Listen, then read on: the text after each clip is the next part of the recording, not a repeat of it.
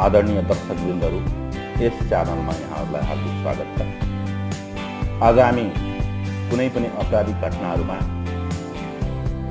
अदालतमा मुद्दाहरू चल्दै गर्दा त्यसमा पीडित पक्षका अधिकारलाई के कसरी समावेश गर्ने, पीडितहरूको संवेदनशीलतालाई कसरी ख्याल गर्ने भन्ने बारेमा र अर्कोतिर विभिन्न घटनाहरूका पीडितहरूलाई जुन प्रकारले मिडिया ट्रायल गरिन्छ, विभिन्न पत्र पत्रिका, टेलिभिजन, अनलाइन च्यानलहरूमा र अझ पछिल्लो समयमा खोलेका युट्युब च्यानलहरूमा जसरी पीडितहरूको पहिचान समेत खुल्ने गरेर अन्तर्वार्ताहरू लिने, उनीहरूलाई विभिन्न प्रकारका प्रश्नहरू सोधेर व्याख्या पार्ने जुन कामहरू गरिन्छ, यसको बारेमा हाम्रो दृष्टिकोण प्रस्तुत गर्न गइरहेका छौँ। अदालतमा पीडितहरूको सवाल एउटा महत्त्वपूर्ण सवाल हो। कुनै पनि आपराधिक घटनाहरू घट्छ, हत्या, बलात्कार जस्ता फौजदारी अपराध मानिने घटनाहरू घट्छ भने त्यसलाई राज्यको कानुन र व्यवस्थाको जुन क्षमता छ त्यसमाथि प्रश्न उठ्ने एउटा अपराधको रूपमा लिइन्छ र सरकारले विभिन्न कानुनहरू बनाएको छ। सरकारवादी मुद्दाहरू सरकार आफैले लड्छ। खास गरेर यस प्रकारका फौजदारी मुद्दाहरूलाई अगाडि बढाउने सन्दर्भमा नेपाल प्रहरीलाई अत्यन्त ठुलो अधिकार छ। घटनामा साक्षी सर्जीमनहरू बुझ्ने, अनुसन्धान गर्ने, घटनाको मिसिलहरू तयार गर्ने काम नेपाल प्रहरीले गर्दछ।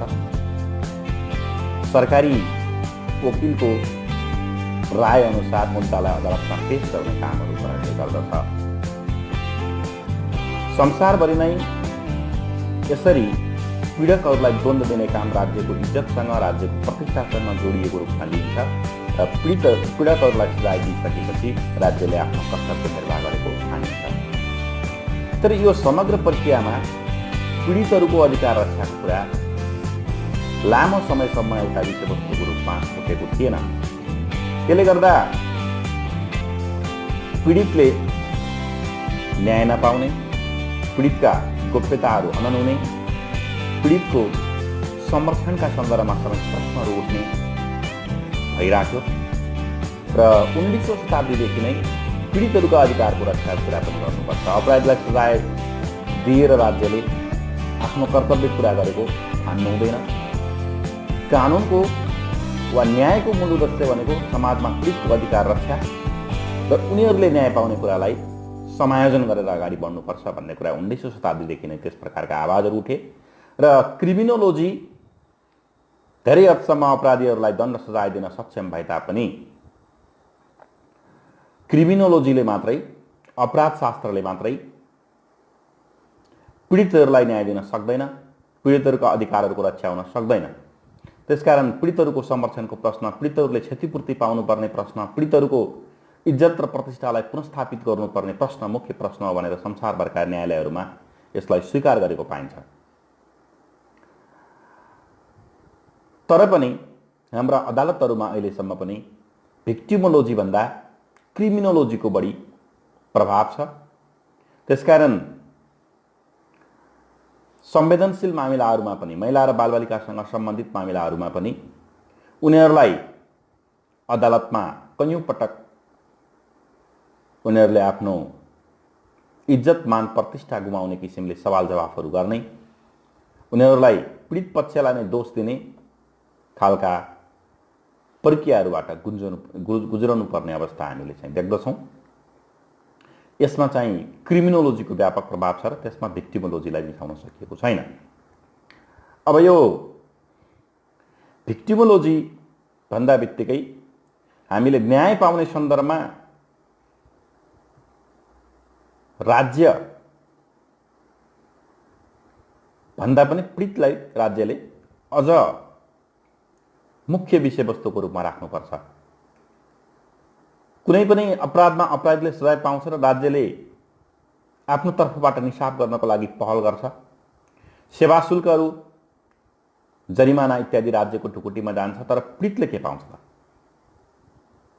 त्यसकारण पीडित व्यक्तिको अधिकार, उसको परिवारको संरक्षण, पीडित जस्तो हत्या का पीडितहरू छन् भने उनीमाथि आश्रित परिवारहरूको संरक्षणको प्रश्न, यी चिजहरूको समाधान गर्नुपर्छ, अपराधबाट पीडित व्यक्तिको समाधान गर्नुपर्छ भन्ने बारेमा विभिन्न प्रकारका आन्दोलनहरू अगाडि बढेर सबभन्दा पहिले स्विजरल्यान्डले पीडितहरूको संरक्षण सम्बन्धी नीतिहरू अगाडि सारेको हो।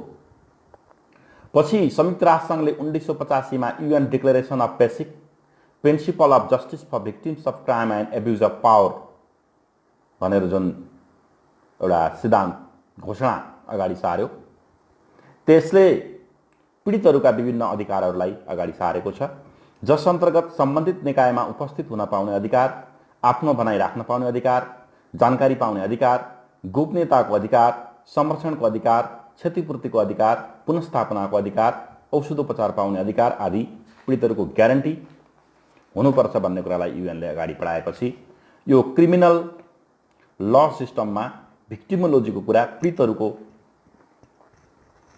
रक्षाको कुरा पनि एक हदसम्म अगाडि बढेको हामीले देख्छौँ। पीडितहरूको स्वार्थ रक्षाको सन्दर्भमा अमेरिका धेरै नै अगाडि बढेको छ। अमेरिकामा 34 वटा राज्यहरूले पीडितहरूको अधिकारलाई कसरी रक्षा गर्ने भन्ने सम्बन्धी बिलहरू पास गरेका छन्, विधेयकहरू पास गरेका छन्। र अमेरिकाका विद्वान क्यारिङटनले कुनै पनि मुद्दामा पीडितहरूले यदि हिंसात्मक अपराध छ भने त्योबाट पर्याप्त मात्रामा संरक्षणहरू पाउनुपर्ने, पीडितलाई क्षतिपूर्तिहरू दिनुपर्ने, खतरनाक अपराधीहरू छन् भने मुद्दाको अन्तिम फैसला नहुँदासम्म तिनीहरूलाई निवारक नजरबन्दमा राख्नुपर्ने, न्यायलाई अत्यधिक छिटो उपलब्ध गराउनुपर्ने, अदालतमा वकिलहरूले गर्ने जुन क्रस क्वेसनहरू छ त्यसलाई कन्ट्रोल गर्नुपर्ने, एउटा निश्चित दायरामा राख्नुपर्ने, त्यसको आचार संहिता निर्माण गर्नुपर्ने, दण्ड दिने प्रक्रियामा पीडितहरूको सहभागिता सुनिश्चित गर्नुपर्ने, पीडितहरूलाई मान्छेको रूपमा व्यवहार गर्नुपर्ने, प्रमाणको रूपमा होइन,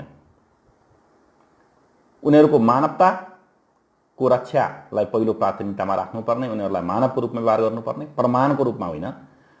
त्यस्तै मुद्दाको अवस्था कहाँ पुग्यो त त्यसको बारेमा पटक पटक पीडितहरूलाई सूचना दिनुपर्ने, मुद्दामा के भइरहेको छ भन्ने बारेमा तिनीहरूलाई तयार गर्नुपर्ने र मनोवैज्ञानिक रूपबाट विक्षिप्त हुने अवस्था उनीहरूको आएको छ भने त्योबाट उनीहरूलाई बचाउनका लागि आवश्यक ध्यानहरू दिनुपर्ने कुरा अमेरिकन विद्वान क्यारिङटनले अगाडि सारेका छन्। त्यसकारण पीडितहरूको सन्दर्भमा युरोप र अमेरिकाको अदालत, त्यहाँको न्याय प्रणाली धेरै संवेदनशील भएर गएको हामीले देख्छौँ। तर नेपालको सन्दर्भमा हामीले के देख्छौँ भने पीडितहरूको संवेदनशीलताको सकभर ख्याल गरिन्न। जब पीडितहरू आफ्नो मुद्दा दर्ता गर्न प्रहरी कार्यालयमा जान्छन् त्यहाँ पनि उनीहरूले मुद्दा दर्ता गर्ने प्रक्रियामा अनेकौं झन्झटहरू बेहोर्नुपर्छ। अदालतमा पीडितहरूको संवेदनशीलताको ख्याल नगरेर उनीहरूमाथि क्रस क्वेसनहरू गरिन्छ र सकभर पीडितलाई नै दोष देखाउने किसिमको एउटा सिद्धान्त अगाडि सारिन्छ र फैसला भइसकेपछि पनि पीडितहरूले जुन प्रकारले क्षतिपूर्ति, राहत इत्यादि पाउनुपर्ने हो, जुन प्रकारले उनीहरूको पुनर्स्थापना गर्नुपर्ने हो, त्यस प्रकारले पुनर्स्थापना गरेको हामीले देख्दैनौँ। र यसरी नेपालको अहिलेको न्याय प्रणालीबाट पीडितहरू झन् पीडित हुने अवस्था देखा परेको छ। यो यसकारणले हो कि हाम्रो न्याय प्रणालीले अझै पनि क्रिमिनोलोजी मात्र होइन, भिक्टिमोलोजीको पनि आवश्यकता छ, पीडित शास्त्रको पनि आवश्यकता छ र पीडितहरूलाई प्राथमिकता दिएर फैसला गर्नुपर्छ भन्ने बारेमा त्यति ध्यान पुर्याउन सकेको देखिन्न। र अर्कोतिर कैयन फैसलाहरूमा हामीले के देख्छौँ भने अभियोग प्रमाणित भइसकेपछि पनि न्यायाधीशले आफ्नो राय प्रकट गर्ने क्रममा सजायहरूलाई घटाएको देखिन्छ र त्यसले गर्दा पीडित पक्ष झन् असुरक्षित बन्ने र उनीहरूले न्याय नपाएको अनुभूति गर्ने अवस्था सिर्जना भएको छ। पूर्व डीआईजी रञ्जन कोइरालाको मुद्दामा पनि प्रधान न्यायाधीशकै इजलासबाट न्याय जुन सजाय हो, जिल्ला र पुण्डावेदन अदालतले गरेको सजायहरू घटाइएको सन्दर्भमा विभिन्न विवादास्पद प्रतिक्रियाहरू आएका छन्। मान्छेहरूले त्यसमाथि प्रश्न उठाएका छन्। अहिले सर्वोच्च अदालतले त्यस मुद्दालाई पुनरावलोकनको लागि आदेश दिइसकेको हुनाले हामी त्यस मुद्दाभित्र छिरेर त्यसका अन्तर्वस्तुहरूको बारेमा टिप्पणी गर्न चाहन्नौँ, किनभने त्यसले अदालतको मानहानि हुन सक्ने कुरा हुन्छ र अदालतमा अहिले त्यो फेरि पुनरावलोकनको लागि गइसकेको हुनाले हामी माननीय प्रधान न्यायाधीश चोलेन्द्र शमशेर जबरा समेत भएको इजलासले दिएको आदेशका उप हामीले अहिले चाहिँ टिप्पणी गर्दैनौँ। त्यो टिप्पणी गर्नु मनासिब हुँदैन। त्यो फेरि अदालतले नै पुनरावलोकन गरिसकेपछि मात्रै त्यसको बारेमा केही भन्न सकिन्छ। तर त्यसमा चाहिँ बाहिर प्रशस्त मात्रामा प्रश्नहरू उठेको कुरा चाहिँ सत्य हो, प्रश्नहरू उठेका छन् र यसरी कैयौँ फौजदारी अपराधका मुद्दाहरूमा दोषीले पाउनुपर्ने सजायभन्दा कम सजायहरू पाएको हामीले महसुस गरेका छौँ, जनताले महसुस गरेका छन् र यसमा पीडितहरूप्रति अदालत त्यति संवेदनशील हुन नसकेको हो कि न्याय प्रणाली त्यति संवेदनशील हुन नसकेको हो कि भन्ने प्रश्न उठेको छ र यसमा सर्वोच्च अदालत र न्याय परिषदले यसबारेमा काफी ध्यान दिनुपर्छ भन्ने हामीलाई लाग्छ। छिमेकी भारतमा निर्भया केस जुन भएको थियो, त्यो निर्भया केसमा उनीहरूले त्यहाँका सांसदहरू पनि, त्यहाँका राजनीतिक पार्टीहरू पनि संवेदनशील भए। उनीहरूले कानुनमा संशोधन गरे। रेयरेस्ट अफ रेयर केसको नाममा, विरलतम हुने केसको रूपमा, एकदमै विरलै हुने यस्ता प्रकारका केसहरूमा मृत्युदण्डको सजाय दिनुपर्छ भनेर मृत्युदण्ड समेत त्यहाँ दिइयो र यसरी उनीहरूले संवेदनशीलता देखाएको हामीले पायौँ। र हाम्रो यहाँ त्यस प्रकारका गम्भीर हत्याकाण्डहरूमा सर्वस्व सहित जन्मकैदसम्मको फैसला दिन सकिने प्रावधान भए पनि त्यो कमैले मात्रै त्यस्तो प्रकारको सजाय पाएको हामीले देख्छौँ। सजायलाई घटाइएको हुन्छ विभिन्न नाममा र सजाय तोक्ने प्रक्रियामा पीडितहरूको राय सल्लाह लिएको पनि यसमा पाइन्न, जबकि अमेरिकामा पीडितहरूको पनि त्यसमा राय लिनुपर्ने, पीडितहरूको सहभागिता हुनुपर्ने भन्ने खालका सिद्धान्तहरू प्रतिपादन भएका छन् र कैयौँ आपराधिक मुद्दाहरूमा अदालतमा परेका मान्छेहरूको व्यक्तिगत आचरणमा आएको सुधारलाई आधार बनाएर विभिन्न दिवसहरूमा, गणतन्त्र दिवस वा अन्य त्यस्तै राष्ट्रिय दिवसहरूमा माफी दिने गरेको पाइन्छ सरकारको सिफारिसमा राष्ट्रपतिद्वारा। त्यस प्रक्रियामा पनि पीडितहरूसँग कुनै पनि प्रकारको सरसल्लाह गरेको हामीले पाउँदैनौँ। त्यसकारण हाम्रो अदालतले पीडितहरूको स्वार्थ रक्षाका निमित्त केही मानकहरू, केही नियमहरू बनाउनु पर्ने कुरामा ध्यान दिनुपर्छ र सरकारले र व्यवस्थापिकाले पनि त्यस प्रकारले पीडित मैत्री खालका कानुनी व्यवस्थाहरू, अदालती प्रक्रियाहरू बनाउनेतर्फ ध्यान दिनुपर्छ। अहिलेसम्म हामीले जिल्ला अदालत नियमावली 2052ले महिला र बालबालिकाहरूको मुद्दामा चाहिँ बन्दै इजलासमा सुनवाई गर्नुपर्छ भन्ने कुरा गरेको देखेका छौँ। त्यसदेखि बाहेक पीडितहरूलाई खास न्याय प्रदान गर्ने खालको हाम्रो न्याय प्रणाली भएन भन्ने कुरा चाहिँ छ। र अर्कोतिर जुन मिडिया ट्रायल छ, कुनै बलात्कृत वा हत्या भएका मान्छेहरूका परिवारमा विभिन्न च्यानलका मान्छेहरू पुग्ने, उनीहरूलाई रेखराखी पार्ने र अहिले श्रव्य दृश्य प्रसारणका अनेकन माध्यमहरू आएको हुनाले त्यसमा चाहिँ पीडितहरूको पहिचान खुल्ने गरेर देखाइदिने, अमर्यादित प्रकारका प्रश्नहरू सोध्ने काममा पत्रकारहरू र युट्युबरहरू, मुख्य रूपमा युट्युबरहरू लागेको देखिन्छ। पत्रकारको सन्दर्भमा कमसेकम योग्य खालको पत्रकार छ भने त्यसलाई पत्रकार महासङ्घको आचार संहिता 2060 ले पीडितहरूलाई थप पीडा पुग्ने गरी शब्द वा चित्र, कुनै प्रकारको बेइज्जत हुने गरी समाचार तथा विचार प्रस्तुत गर्न नहुने जुन व्याख्या गरेको छ, त्यो पत्रकार आचार संहिताले उनीहरूलाई केही हदसम्म बाँधेको छ र मूलधारका पत्रिकाहरूमा एउटा संवेदनशीलतालाई ख्याल गरेको हामीले त्यहाँ देख्छौँ। तर पछिल्लो चरणमा युट्युबरहरूले हत्याका घटनाहरूमा गएर त्योसँग सम्बन्धित विभिन्न पीडित बनिएका मान्छेहरूलाई, छिमेकीहरूलाई ल्याएर युट्युबमा अन्तर्वार्ता लिने, एउटा युट्युबरले एक प्रकारको एङ्गलबाट प्रस्तुत गर्ने, अर्को युट्युबरले अर्को प्रकारले प्रस्तुत गर्ने, पीडित व्यक्तिका फोटाहरू, भिजुअलहरू, संवादहरू देखाउने र अलग अलग प्रकारका विवरणहरू प्रस्तुत गरेर स्क्रिप्टेड विवरणहरू पहिले नै तयार पारिएका सुनिश्चित ढङ्गले तयार पारिएका विवरणहरू तयार गरेर कसरी यसमा भ्युजहरू बढ्छ, आफ्नो च्यानलको सब्सक्राइबरहरू बढ्छ र कसरी बढीभन्दा बढी रकम आर्जन गर्न सकिन्छ भन्ने मनसायका साथ त्यो घटनालाई नै कन्ट्रोभर्सियल गराइदिने, विवादास्पद गराइदिने, ताकि पछि प्रमाण सङ्कलनको क्रममा प्रहरीलाई अनेकन समस्याहरू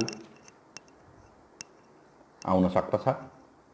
घटनालाई कन्ट्रोभर्सियल गराइदिएर प्रहरीका जुन छानबिनहरू छन् त्यसलाई समेत प्रभावित पार्ने कामहरू त्यहाँ गरेको देखिन्छ भने अर्कोतिर उनीहरूको त्यस्तो प्रवृत्तिले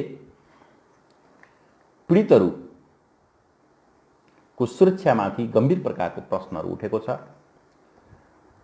पीडितहरूको जुन सामाजिक इज्जत र प्रतिष्ठा हो त्यसमा आँच पाउने प्रकारको वातावरण त्यसमा सिर्जना भएको छ र पत्रकार महासङ्घका सदस्यहरूलाई प्रभावकारी ढङ्गले आचार संहिताको बारेमा जानकारी दिने र उनीहरूलाई अनुशासनमा राख्नका निमित्त पत्रकार महासङ्घले प्रयत्नहरू गर्नुपर्दछ। तर युट्युबरहरू पत्रकार महासङ्घको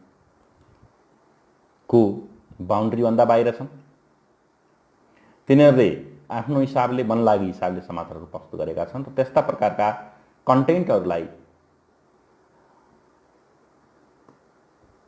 प्रतिबन्ध लगाउनको लागि, त्यस्ता प्रकारका क्रियाकलापहरूलाई रोक्नका लागि सरकारले नियमन गर्नुपर्छ। साइबर सुरक्षाका सन्दर्भमा साइबर कानुनहरू नेपालमा नभएका होइनन्, तर त्यसको प्रभावकारी कार्यान्वयनमा कार्यपालिकाले ध्यान दिन नसक्दा त्यस्ता प्रकारका मान्छेहरूको मनोबल बढेको हो र पीडितलाई झन् बढी पीडित देखाउने, उनीहरूको इज्जतमान प्रतिष्ठा र स्वाभिमानमाथि आँच आउने किसिमका सामग्री प्रस्तुत गर्ने कामहरूले पीडितलाई न्याय दिने कुरामा सहयोग पुर्याउँदैन, बरु पीडितलाई न्याय नपाउने दिशातर्फ अग्रसर गराउँछ।